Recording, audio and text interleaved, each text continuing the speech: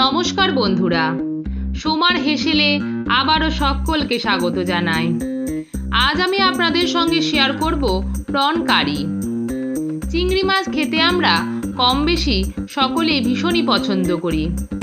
এই রেসিপিটি গরম গরম ভাতে খেতে খুবই ভালো লাগে। চলুন দেখে নিই চিংড়ি মাছের রেসিপিটি আমি কিভাবে বানাচ্ছি। এখানে আমি নিয়ে নিয়েছি 300 গ্রাম মাঝারি সাইজের চিংড়ি মাছ। চিংড়ি মাছটাকে খোসা ছাড়িয়ে আর মাছের উপরের দিকে যে কালো সুতোর মতো অংশ থাকে সেইটাকেও ছাড়িয়ে ভালোভাবে ধুয়ে নিয়েছি। এতে দিয়ে দিলাম 1 টেবিল স্পুন মতো হলুদ, দিয়ে দিলাম হাফ টেবিল স্পুন নুন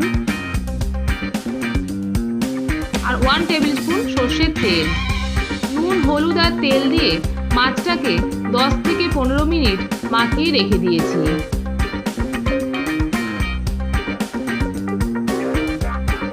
কড়াইতে দিয়ে দিলাম সর্ষের তেল। তেলটা গরম হলে তাতে একে একে নুন, হলুদ আর তেল দিয়ে মাখিয়ে রাখা মাছগুলোকে দিয়ে দেব।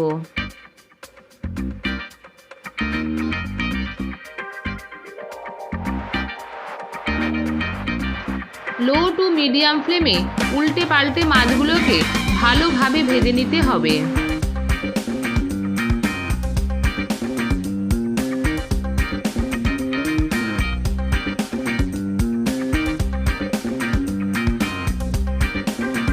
ভাজা হয়ে গেলে মাছগুলোকে একটা প্লেটের মধ্যে তুলে রাখলাম।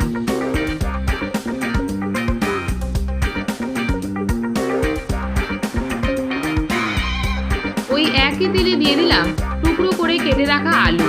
এই আলুগুলোকে আমি নুন দিয়ে সামান্য একটু ভাপিয়ে নিয়েছি। আলু ভাপিয়ে নিলে তাড়াতাড়ি সেদ্ধ হয়ে যায়।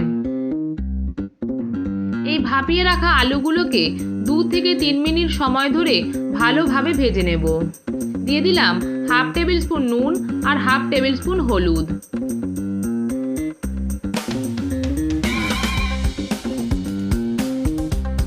আলুটা ভাজা হয়ে গেলে আলুটাকেও আমি একটা প্লেটের মধ্যে তুলে রাখছি।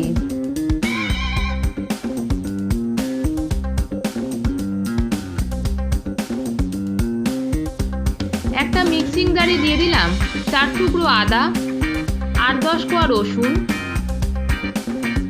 একটা মাঝারি সাইজের টমেটো টুকরো করে। এই সমস্ত কিছু দিয়ে একটা পেস্ট বানিয়ে নিচ্ছি।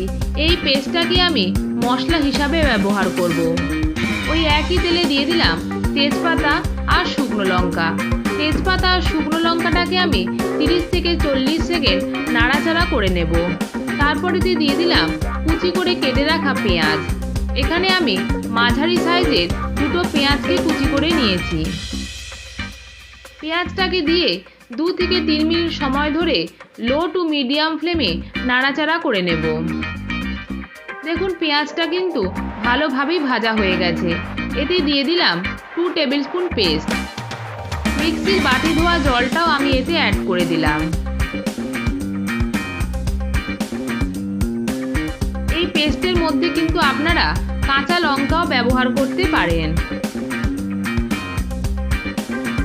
অ্যাড করে দিলাম হাফ টেবিল স্পুন হলুদ, 1 টেবিল স্পুন জিরে গুঁড়ো, হাফ টেবিল স্পুন লাল লঙ্কা গুঁড়ো আর স্বাদটাকে ব্যালেন্স করার জন্য দিয়ে দিলাম হাফ টেবিল স্পুন চিনি। নুনটা যেহেতু আমি মাছ ভাজার সময় এবং আলুটার মধ্যে দিয়েছিলাম সেই কারণে নুনটা আমি এখন আর ব্যবহার করিনি। এই সমস্ত কিছু দিয়ে মশলাটাকে ভালোভাবে কষিয়ে নিতে হবে। দিয়ে দিলাম ভেজে রাখা আলুগুলোকে দিয়ে মশলাটার সাথে আরও একবার কষিয়ে নেব। এতে আলুগুলো ভালোভাবে সেদ্ধ হয়ে যাবে আর মশলাটাও কিন্তু কষানো হয়ে যাবে। দিয়ে দিলাম সামান্য একটু জল দিলে কিন্তু মশলা কষানো ভীষণই ভালো হয়। জলটা ফুটতে শুরু করলে গ্যাসের ফ্লেমটাকে কমিয়ে 5 মিনিট ঢাকা দিয়ে দিলাম। ঢাকাটা খোলার পরে একটা খুন্তি দিয়ে দেখলাম আলুগুলো কিন্তু সেদ্ধ হয়ে গেছে আর মশলা থেকেও কিন্তু তেল ছেড়ে এসেছে।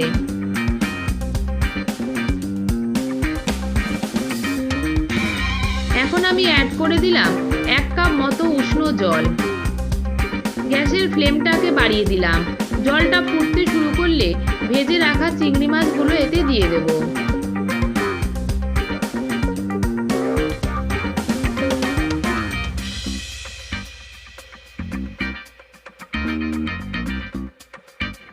গ্যাসের ফ্লেমটাকে কমিয়ে ঢাকা দিয়ে রেখে দেব আরও 2 থেকে 3 মিনিট মতো। ঢাকনাটা খোলার পরে দেখলাম রংটা কিন্তু ভীষণই সুন্দর এসেছে। প্রন কারি কিন্তু প্রায় রেডি হয়ে গেছে। উপর থেকে ছড়িয়ে দিলাম সামান্য একটু গরম মশলা। চিংড়ি মাছের যে কোনো রেসিপিতে আমি কিন্তু ধনেপাতা ব্যবহার করি না, কারণ ধনেপাতা দিলে চিংড়ি মাছের গন্ধ অনেকটাই চলে যায়। ঢাকা দিয়ে 2 থেকে 3 মিনিট স্ট্যান্ডিং টাইমে রাখলে একদম তৈরি প্রন কারি।